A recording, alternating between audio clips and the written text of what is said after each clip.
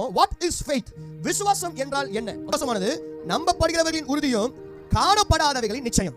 நல்ல மைண்ட்ல வச்சுக்கோங்க. விசுவாசம் அப்படினாலே ஏதோ ஒரு கண்மூடித்தனமான ஒரு நோக்கம் கிடையாது, கண்மூடித்தனமான எண்ணம் கிடையாது. நான் இதை முழுசா நம்புறேன், இதை நான் என்ன பண்ணணுமோ முழுசா மட்டும் இல்ல உறுதியா நம்புறேன். அதான் விசுவாசம்.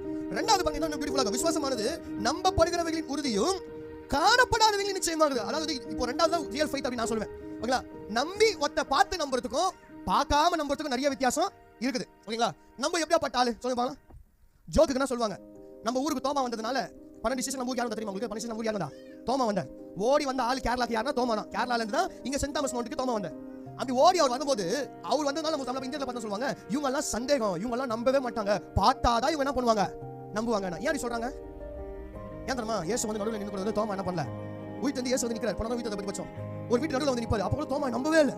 எங்க கையை காட்டுங்க அப்படின்ட்டு எந்த இடத்துல இயேசு கையில ஆணி அடிச்சாங்களோ அந்த இடத்துல தான் கையை விட்டு பார்த்தாரு. இங்க ஓட்டக்கதான் இங்க வலையில குத்துற அடையாளம் தான் பார்த்தாரு தோமா. ஏன்னா அவர் நம்பாத ஒரு ஆளு, அவ்வளவு பயங்கரமான ஆளு யாரு? தோமா.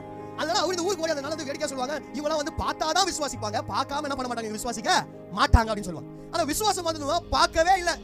என்னது? பார்க்கவே இல்லை ஒரு விஷயத்தை, ஆனா நான் என்ன பண்றத நம்புறேன். என்னத பார்க்கல? நான் சொல்றேன், அடுத்த ஸ்டேஜ் என் லைஃப்ல நான் என்னன்னு பார்க்கவே இல்லை, அடுத்த நிலை என் லைஃப்ல என்னன்னு பார்க்கவே இல்லை, ஆனா நான் என்ன பண்றேன், நம்புறேன். என் தேவன் எனக்காக என்ன பண்றத செஞ்சு முடிப்பார். ஆமென். எத்தனை பேர் ஆமென் சொல்றீங்க?